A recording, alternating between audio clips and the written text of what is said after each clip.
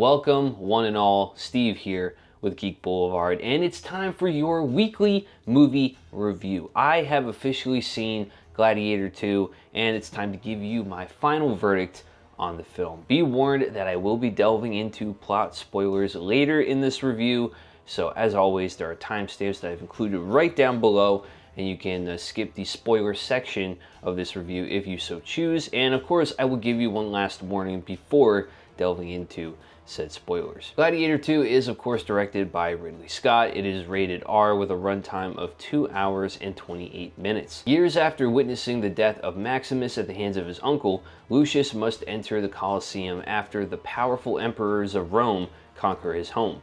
With rage in his heart and the future of the empire at stake, he looks to the past to find the strength and honor needed to return the glory of Rome to its people. I'll start off with the positives first, of course. Firstly, this film has some pretty big shoes to fill. There's no question about that. What Russell Crowe and Scott accomplished with the first film is just something to behold for sure. But I think in terms of the production value, this sequel comes as close as it can to matching that magic. There's a significantly bigger budget, so the set pieces are for sure bigger, and I think my favorite set piece was the ships ramming in the Colosseum. I'm sure some people will disagree with that, and understandably so. There is a lot of heavy CGI in that scene, but I just had a lot of fun with that sequence. And that's the big question, right? Did I have fun? Was I entertained? Are you not entertained?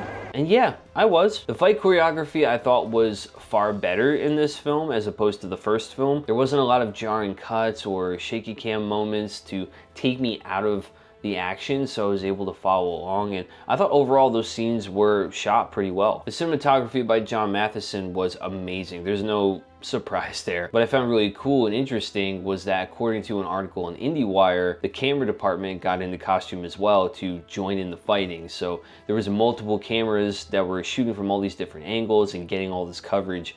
And I think that really sold those battle scenes really well. Scott, from what I hear, is a director that likes to get everything done in one take. You know, he's not a multiple take kind of director, so to accomplish what they did was truly a sight to behold. Now the performances are more on the negative side, but I think it's obvious, or will become obvious to most people, that Denzel Washington, who plays Macrinus, has the most commanding presence in this film, hands down. Every scene that he is in is handled with such grace and a kind of intensity that only someone like Denzel can do. So his role as Macrinus was perfect casting. I think Connie Nielsen returning as Lucilla made sense given the plot. Overall, I enjoyed her scenes with Mescal as well as with Washington, so I thought it was great seeing the continuation of her character, even though her character didn't really get to do too much in this sequel. The main cast, with leading man Paul Mescal as Lucius, or Hanno as he is first known in the film,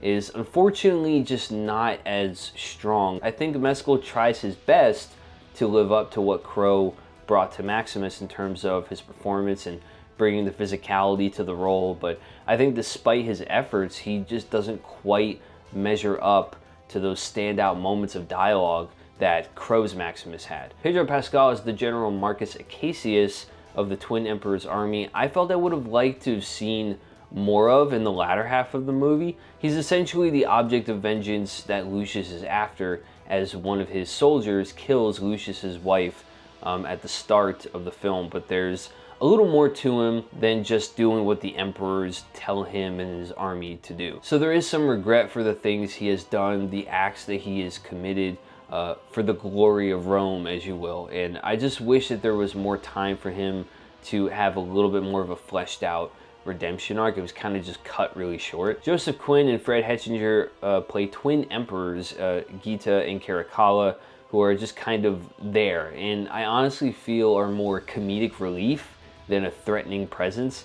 There's no backstory to them as well, so you don't really care enough from the jump, and really only serve as stepping stones for another character who eventually becomes the real antagonist, the true villain of this story. That part of the story is more for the second half of the film, which I think is far superior to the first half. The first half is basically the same plot as the first Gladiator. A respected man is turned upside down as his loved ones are killed. He's taken by the Romans, made into a slave, forced to fight in the arenas. someone takes a liking to him, he becomes a gladiator, and they promise him the object of his vengeance if he wins over the crowd, entertains the crowd. It's very familiar. And a quick side note about the music. Hans Zimmer is not composing the score this time around, which is very disappointing. This time Harry Gregson Williams takes on that role in composing the score, and I think it really only shines when it provides those familiar cues from the original film's soundtrack. So I think it's safe to say that this score is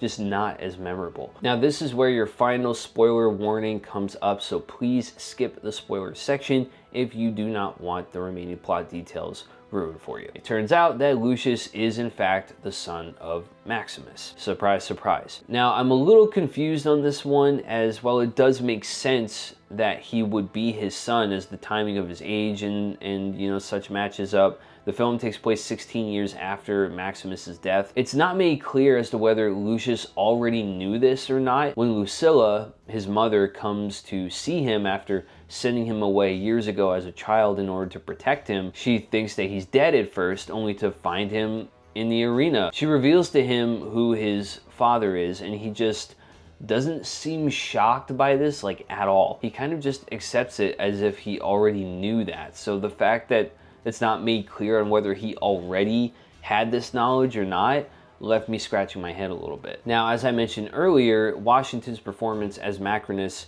completely overshadows even Mescal's Lucius, as it turns out he becomes the real antagonist of the film after having Pascal's Acacius shower with a bunch of arrows, so he's killed and swiftly brushed to the side to make way for Macrinus, who is looking to rule the empire in its entirety. And overall, he becomes the most interesting character in the entire film and takes up a good amount of screen time, to where I felt like he was the main character at times, as we get little nuggets of his past, and I was more intrigued to learn more about him. In conclusion, I'm giving Gladiator II a score of 3 out of 5. While the sequel provides bigger set pieces and a scene-chewing performance from Denzel Washington, as well as still killing it in terms of production design and cinematography, lead actor Paul Mescal's performance is rather uninteresting and feels a little too familiar to Crowe's Maximus, despite not quite reaching that level of Crowe's performance. Composer Harry Gregson Williams doesn't give a standout score